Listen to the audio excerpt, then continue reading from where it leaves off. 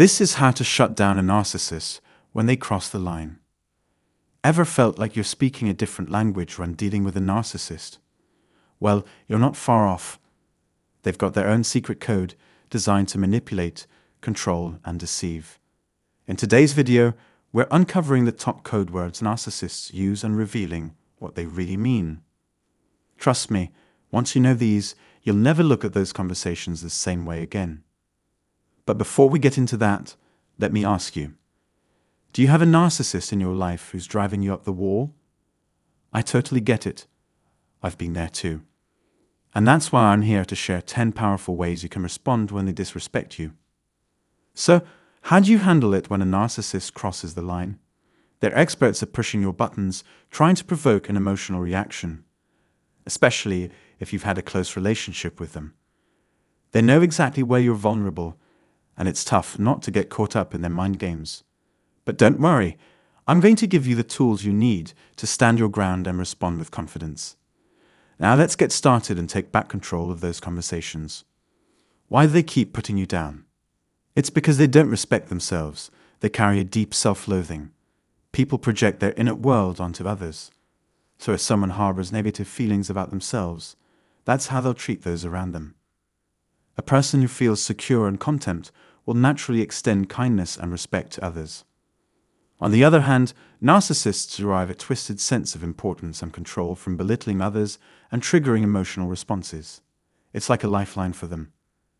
A constant need for validation and power. Breaking free from a relationship with a narcissist means you need to change the power dynamics. This won't happen instantly, especially if you've been entangled with them for a long time.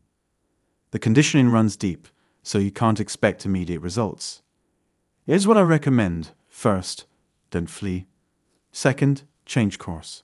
Third, liberate yourself. By altering the dynamic, you can then implement my SLA method.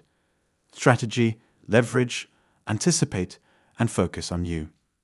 Number 1. Reinforce your boundaries. If they cross a boundary you've set, such as contacting you in a way you've explicitly asked them not to, remind them by saying, "I'm going to have to ask you to respect my boundaries." Number 2. Acknowledge without engaging. A simple, "I hear you" can be an effective way to acknowledge them without giving them anything more to latch onto. It lets them know you've listened without encouraging further engagement. Number 3. Demand respectful communication.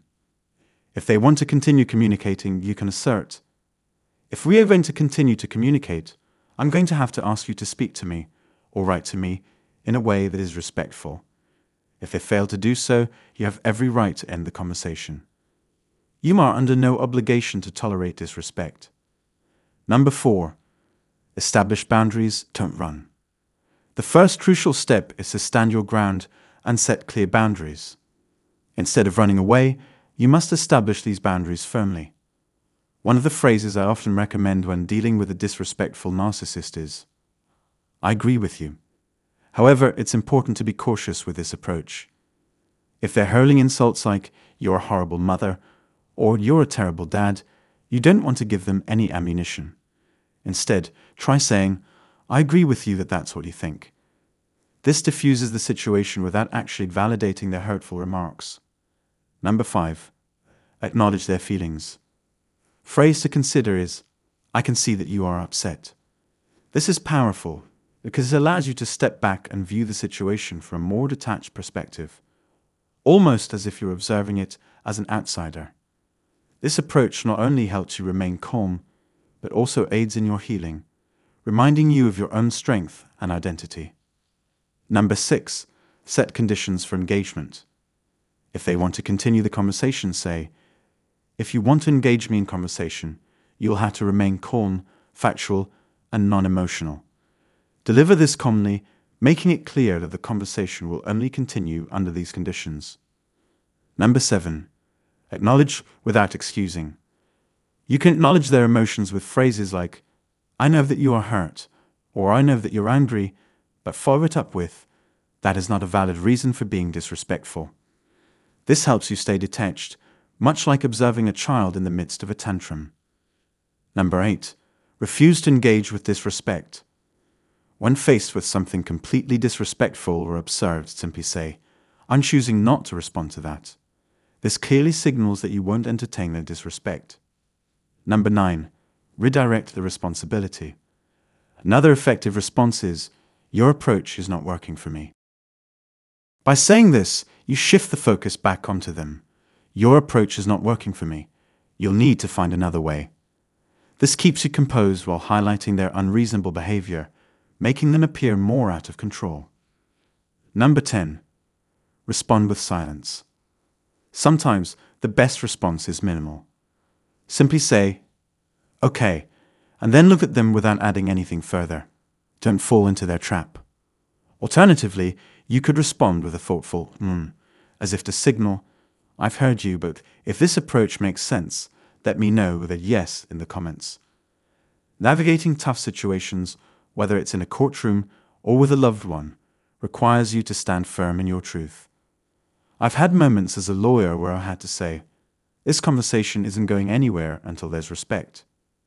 We can either pause and revisit this later, or let a judge or ethics committee handle it." It's essential to stand in your power, no matter who you're dealing with, even if it's someone close to you. Your well-being, your mental health, your peace, and your soul's integrity come first. I get it. Life can be challenging. But every challenge is an opportunity to learn and grow. We're all here in Earth School, facing lessons that will keep repeating until we master them. I've faced my own hard lessons, and I'm here to tell you, you've got this. With the right support, you can overcome anything. If this message resonated with you, don't forget to give this video a thumbs up, subscribe to the channel for more empowering content, and share it with someone who might need to hear this. Drop your thoughts in the comments. I'd love to hear how you're standing in your power. Thanks for being here, and remember, you're stronger than you know.